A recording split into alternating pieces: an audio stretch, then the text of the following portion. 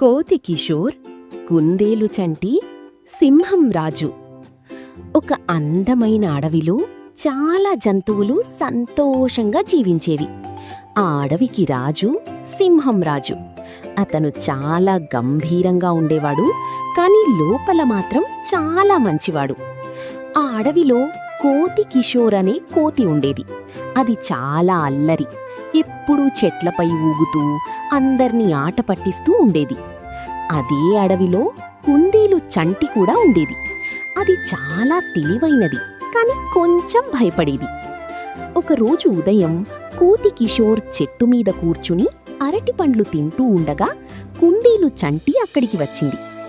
కిషోరన్నా, నేడు అడవిలో పెద్ద పండుగ అంటున్నారు, నిజమా అని అడిగింది.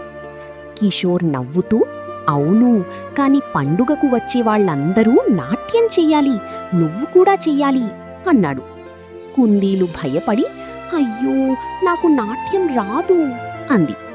కిషోర్ వెంటనే, అయితే సింహం రాజు ముందు పాట పాడాలి అన్నాడు. చంటి ఇంకా భయపడిపోయింది, పాట కూడా రాదు. కిషోర్ గట్టిగా నవ్వాడు, అయితే నువ్వు రాజుగారికి క్యారెట్ పులావ్ వండాలి, అది కూడా రాదు అంటూ చంటి ఆల్మోస్ట్ ఏడ్చేసింది. అప్పుడే అక్కడికి గువ్వ గంగమ్మ వచ్చింది. ఏమైంది, ఎందుకు భయపడుతున్నావు చంటి అంది. చంటి జరిగినది చెప్పింది. గువ్వ గంగమ్మ నవ్వుతూ, అయ్యో పాపం, కోతి కిషోర్ నిన్ను ఆట పట్టిస్తున్నాడు, ఈరోజు ఏ పండుగ లేదు అంది. చంటి కోపంగా కోతిని చూసింది.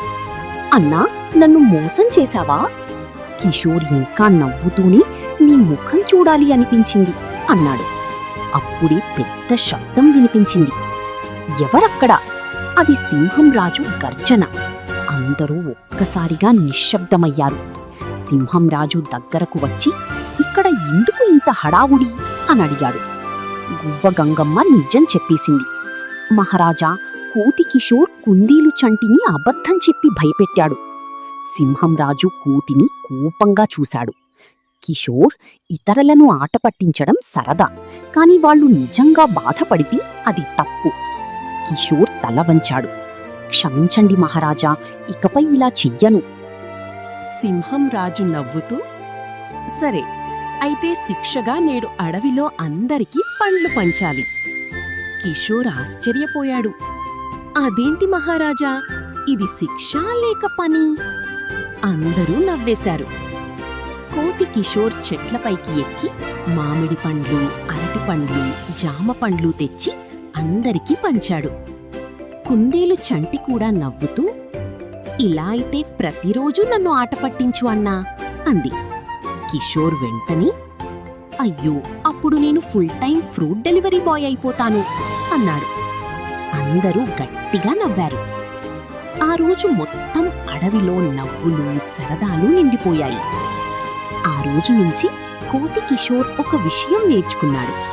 సరదా చెయ్యాలి, కాని ఎవరి మనసు నొప్పించకుండా చెయ్యాలి. నీతి: ఇతరులను నవ్వించడం మంచిది, కాని వాళ్లను బాధ పెట్టేలా కాదు.